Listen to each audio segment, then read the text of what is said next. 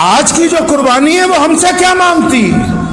اسلام کے دو خلیفہ سیدنا ابو بکر صدیق اور سیدنا عمر رضی اللہ تعالیٰ عنہ، نہ ابو بکر صدیق رضی اللہ تعالیٰ نے اپنے دور خلافت میں کوئی قربانی کی ہے، نہ سیدنا عمر رضی اللہ تعالیٰ نے اپنے دور خلافت میں کوئی قربانی کی ہے۔ پتہ ہے آپ کو؟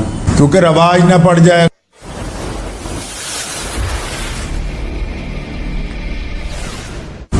اس فلسفے کو پیچھے چھوڑ کے سمجھ رہے ہیں کہ صرف ایک جانور ذبح کر دیا۔ جانور تو اس لیے ذبح ہوا کہ جب ابراہیم علیہ السلام نے رسی ساتھ میں لے گئے تھے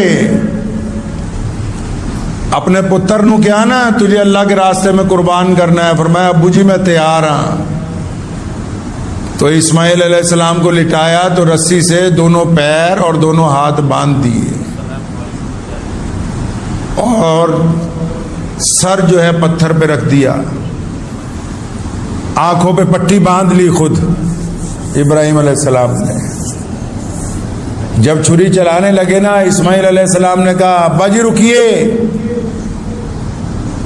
اچانک حیران ہوئے، فرمایا بیٹا کیا بات ہو گئی؟ ابھی تو تم کہہ رہے تھے میں راضی ہوں۔ فرمایا سونے ابا جی میں تو اب بھی راضی ہوں، میں تو یہ کہنا چاہتا ہوں کہ یہ جو میرے پیر اور ہاتھ باندھے ہیں ان سے رسیاں کھول دیں، تاکہ کل جب ہمارے بعد لوگ تاریخ لکھیں گے، جب ایک مصنف اتہاس لکھنے کے لیے جائے گا، وہ یہ نہ لکھے کہ اسماعیل کے ہاتھ پیر باندھ کے اس کو قربان کیا گیا، وہ یہ لکھے کہ اسماعیل نے اپنے باپ کا کہنا مانتے ہوئے اپنے ہاتھ پیر کھلوا کے اللہ کے راستے کے اندر اپنی جان قربان کی تھی۔ تو ابراہیم علیہ السلام نے اپنے بیٹے کے ہاتھ پیر کھول دیے۔ ابراہیم علیہ السلام نے چھری اٹھائی اور پوری طاقت کے ساتھ، قرآن پڑھیں آپ، پوری طاقت کے ساتھ چھری اپنے صاحبزادے کی گردن پر پھیرتے ہیں، چھری چلتی نہیں ہے اور چھری کو ڈانٹتے ہیں، ساتھ میں ایک لکڑی بڑی زور سے چھری کو اس لکڑی پہ مارا، لکڑی کے دو ٹکڑے ہو گئے اور چھری کو کہتے ہیں تو چلتی کیوں نہیں؟ کہنے لگی آپ خلیل ہیں، آپ کہتے ہیں چل، وہ رب جلیل ہے، وہ 70 مرتبہ کہتا ہے کہ نہیں چلنا۔ اللہ کہتا اور رب کہتا ہے کہ نہیں چلنا، آپ کہتے ہیں چل۔ آخر پھر ایک دفعہ دوبارہ جب کوشش کی، بڑی تیز چھری چلائی تو گردن کٹ گئی، خون کے پھوارے نکلنے لگے۔ فوراً اپنی آنکھوں سے پٹی اتاری کہ جس کام کے لیے خواب میں اللہ سے وعدہ کیا تھا وہ پورا ہو گیا ہے۔ تو جب کیا دیکھتے ہیں کہ گردن اسماعیل علیہ السلام کی نہیں کٹی، گردن تو ایک دمبے کی کٹی جو اللہ کی طرف سے بھیج دیا گیا۔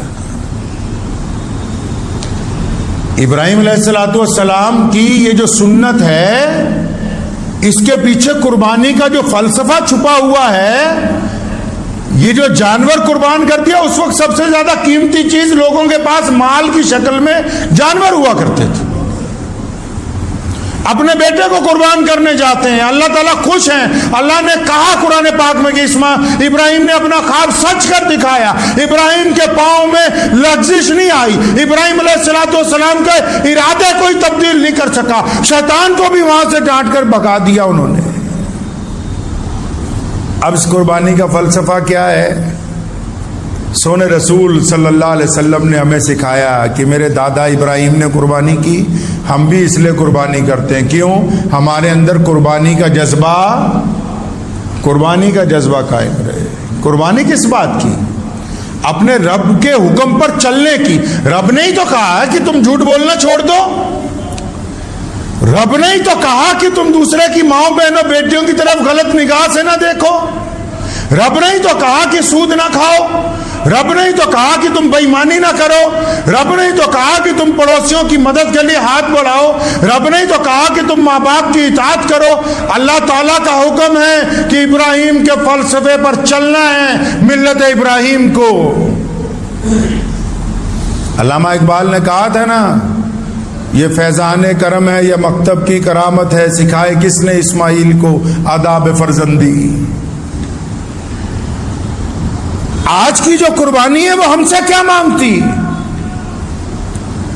اسلام نے قربانی ان لوگوں کے اوپر فرض کی ہے، جانور ان لوگوں پہ ذبح کرنا فرض کیا کہ جو مالدار ہیں، جو زکوٰۃ دیتے ہیں۔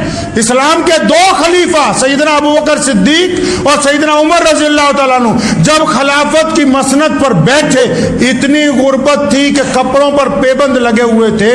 نہ ابوبکر صدیق رضی اللہ تعالیٰ نے اپنے دور خلافت میں کوئی قربانی کی ہے، نہ سیدنا عمر رضی اللہ تعالیٰ نے اپنے دور خلافت میں کوئی قربانی کی ہے۔ پتہ ہے آپ کو؟ کیونکہ رواج نہ پڑ جائے، غریب آدمی سوچے کہ میں کیسے کروں گا۔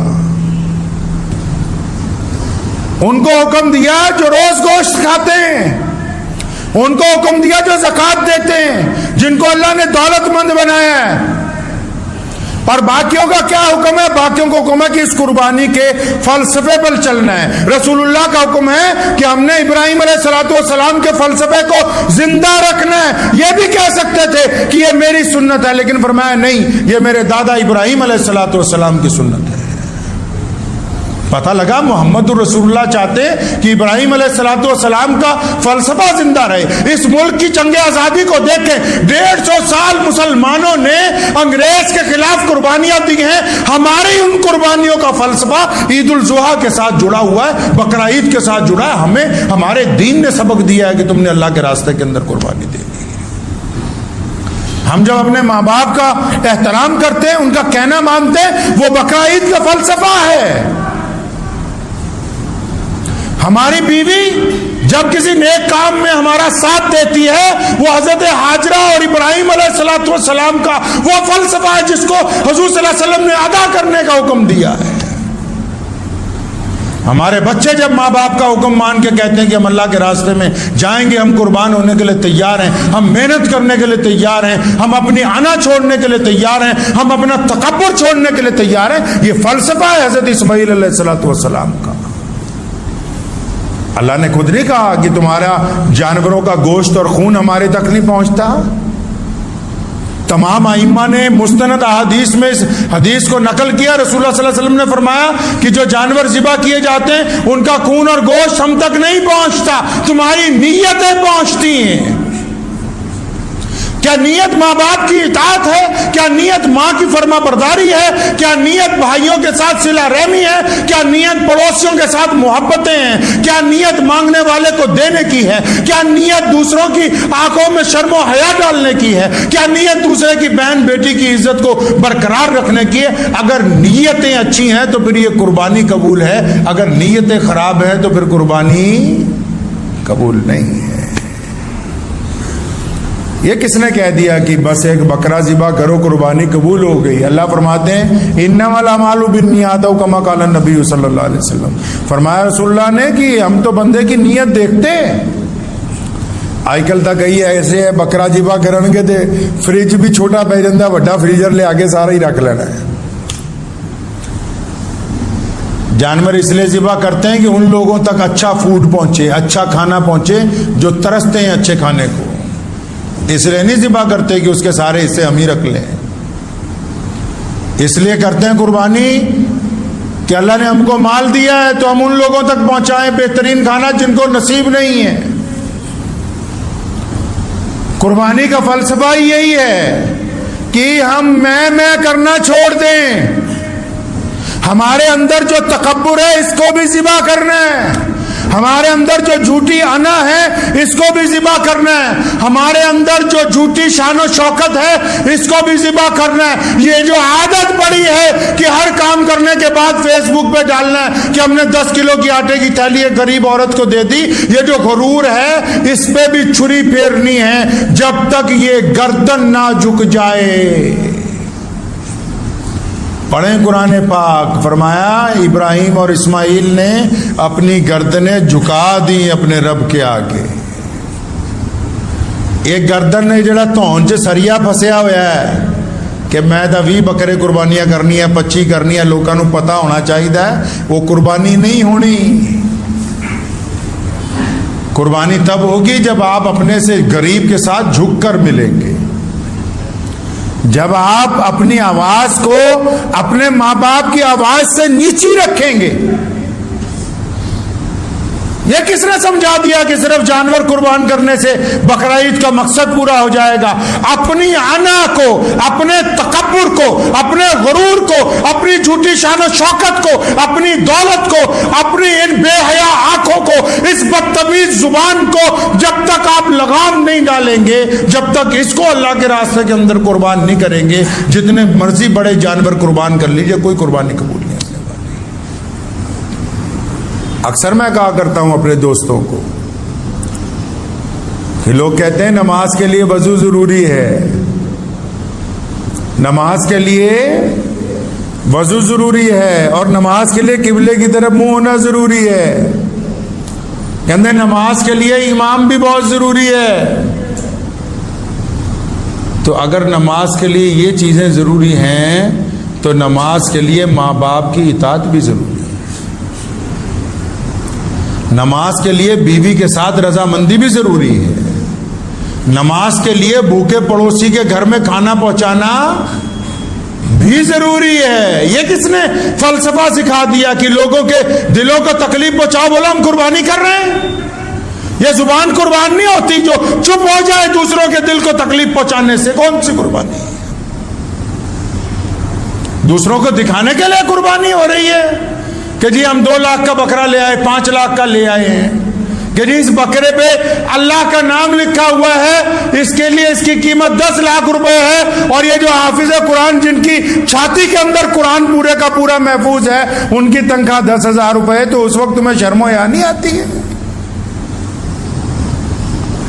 کون سا فلسفے پہ چلنا چاہتے ہو؟ دین میں کوئی جگہ نہیں نمائش کی، دین میں کوئی جگہ نہیں غرور کی، دین میں کوئی جگہ نہیں تکبر کی، دین کے اندر کوئی جگہ نہیں بے حیائی کی، دین کے اندر سراپا اللہ تبارک و تعالیٰ کی اطاعت ہے، محمد رسول اللہ کا کہنا ماننا ہے۔ جو بندہ دین کے اندر سرکشی کرنا چاہتا ہے وہ دین میں عزت پا نہیں سکتا ہے۔ اس لیے 2 لفظوں میں قربانی کے فلسفے کو سمجھ لیں۔ مجھے بہت سارے لوگوں نے کہا کہ یہ بتا دینا کون سا جانور کریں کون سا نہ کریں، کون سے جانور میں کتنے عیب ہو جائے گی کہ کون سے جانوروں میں کتنے ہو وہ نہیں ہوگی۔ تو میں نے انہیں محبت سے کہا، میں کہا اس پہ تو ساری دنیا ہی بات کر رہی ہے، صبح شام فون ہی اسی بات کے آ رہے ہیں کہ جی کان کٹا ہوا ہے، پیر پہ نشان ہے، قربانی ہوگی نہیں ہوگی۔ یہ جو دل کے اندر غرور اور تکبر بھرا ہوا ہے، ذرا اس کے اوپر بھی تھوڑی سی گفتگو ہو جائے۔ جانور کا تو فلسفہ سیدھا سا ہے، جو آپ کے دل کو بھا جائے، آپ کا دل کہے کہ یہ اعلیٰ چیز ہے تو وہ بہتر ہے، جائز ہے۔ جب آپ کا دل نہیں مانتا تو بس جائز نہیں، وہ تو 2 لفظ معاملہ ہے۔